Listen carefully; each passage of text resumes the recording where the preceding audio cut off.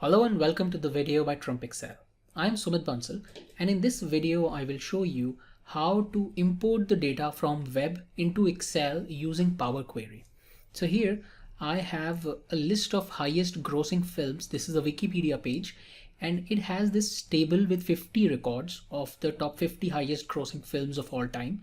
And I want to import this data into Excel using Power Query, and you can see that there are many tables in this, and I want to import this specific table. Now to do this, I would copy this URL. I would go to Excel, and here I would go to the data tab and I have the from web option, and when I click on from web, it opens this dialog box, and here I would have to paste the URL. Now I would click OK. When I do this, it opens this navigator pane where it will show me all the tables. Now, if you're doing it for the first time, it may show you a couple of additional dialog boxes where you may have to click OK or give some permissions, but it is not something that is not going to happen. It's not going to give any error. Just follow the instructions and you will get this dialog box, the navigator dialog box. Now here, as I mentioned, there are multiple tables on that Wikipedia page. So you would have to specify which table you want in Excel. And in my case, if I look at this one, this is not the one that I want. This is the one that I want, which is highest grossing films. Now, if I click on load, this would load this in Excel, but I want to first edit this data. So I would click on edit. So this opens this table in the query editor. Now I have the data here. I don't need the references column, so I would delete this. So I would right click and select remove. And the first thing I would check is the data types for these columns. So if I come here and I go to transform so that I can see what the data type is, it's a whole number, which is fine. This is also good. In title, it's text, which is fine. If I come here, this is text, and it should not be text because these are numbers. These are the numbers that these movies have done, the business numbers of these movies. Maybe it's revenue. So in this case, what I want to do is I need to convert this into a whole number or a currency format. And if I go here and I change this to a whole number, it gives me an error. And this happens because Excel is not able to identify that as a whole number. So let me remove that.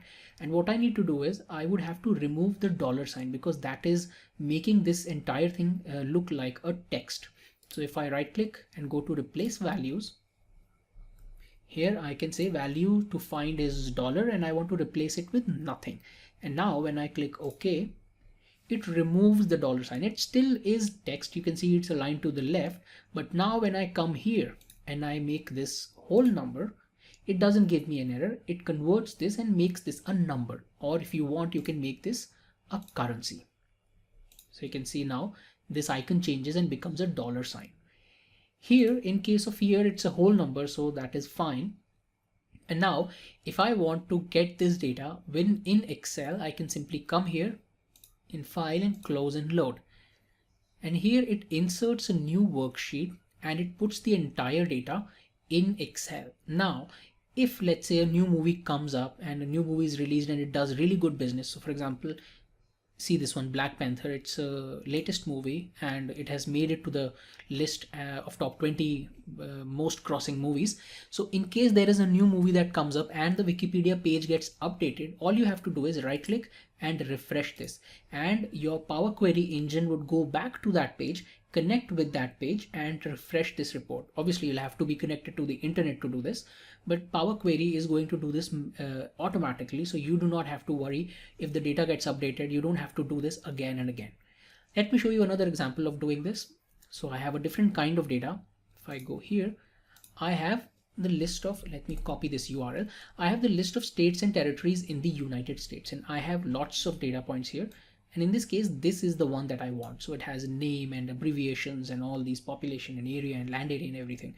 So I've copied this URL. I'll go back to Excel and here I would go to data from web and I would type the URL, insert the URL. So I've pasted it here, click OK.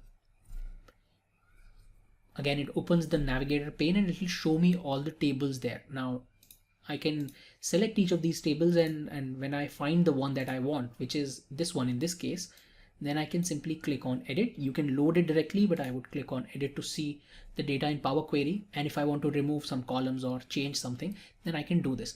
Now again, the first thing that I always do is check the data types so that I know that these data types are correct. These are all text. This is text here. It should be a date, so you can convert this into a date. And you can see instantly it gets converted into a date. Similarly, this is population, which is decimal number. It's fine. These are numbers. And the data type seems fine. I don't want this one, so maybe I can get rid of this column. Now again, you have these columns. If you want, you can directly import this into Excel. If you want to make any transformation, then you can do this. So for example, if you want to convert all these into uppercase, then you can go to the format option here and you can make this all uppercase. Or if you want to make these codes or lowercase, then you can do this. So you can do all kind of transformations with this data, and then you can load this in Excel, and you can see all the steps that I do, or everything that I do here in Power Query gets recorded in the applied steps. So I can maybe give this query a name. States of the United States of America is sounds like a fine name to me. So I would come to home, close and load, and now it inserts a new sheet here, and it inserts the entire data set into Excel. Now again, if anything, it's not going to update really, because these numbers might change. Maybe the population numbers would change, but otherwise all these numbers are quite something that is not likely to change. It's not that they're going to be more number of states or less number of states anytime soon. So you can update it. You can right click and refresh this, and it will go back to Wikipedia and check for updates and update this data in case there are any. So this is how you can quickly import the data from the web into Excel using Power Query. That's it in this video. I hope you found this useful. Thank you and have a nice day.